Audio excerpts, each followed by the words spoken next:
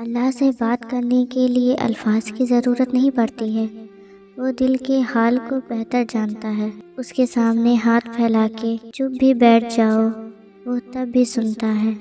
اللہ فرماتا ہے، میرے سوا میرے بندے کا کوئی نہیں۔ لوگوں سے اگر مانگا جائے تو ناراض ہوتے ہیں، اللہ سے نہیں مانگا جائے تو اللہ ناراض ہوتے ہیں۔ انسان جب کسی چیز سے خوف کھاتا ہے تو اس سے دور ہو جاتا ہے، انسان جب اللہ سے خوف کھاتا ہے تو اس کے قریب ہو جاتا ہے۔ قرآن پاک کی ایک آیت کا بیان ہے، تمہارا رب بھی تمہاری پرواہ نہیں کرے گا اگر تم اس سے دعا نہیں کرو گے۔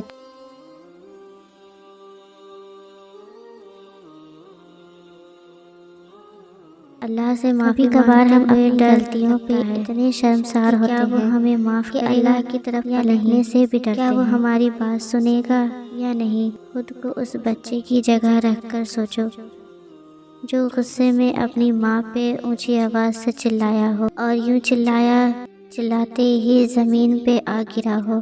بس گرنے کی دیر ہے، تمہارے تڑپ کر ماں کو پکارنے کی دیر ہے، تمہاری آنکھ سے نکل کر رخسار پہ گرنے والے آنسو کی دیر ہے کہ ماں اپنے آنسو بھول کر تمہیں سینے سے لگا لیتی ہے اور تمہاری ایک آہ پر تڑپ اٹھتی ہے۔ تو تمہیں کیا لگتا ہے وہ رب تمہیں نہیں تھامے گا جس کو تم سے 70 ماں سے بڑھ کر محبت ہے؟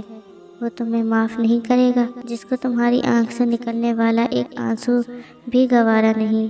ہم کتنے ہی برے کیوں نہ ہو جائیں، اللہ کے لیے ہمیشہ بچے رہتے ہیں۔ اکثر سوچتے ہوگے کیا واقعی معجزوں کا کوئی وجود ہے؟ ابھی تم جہاں بھی ہو وہاں اپنے ارد گرد دیکھو، تمہیں ہر چہرے میں ہر چیز میں معجزہ نظر آئے گا۔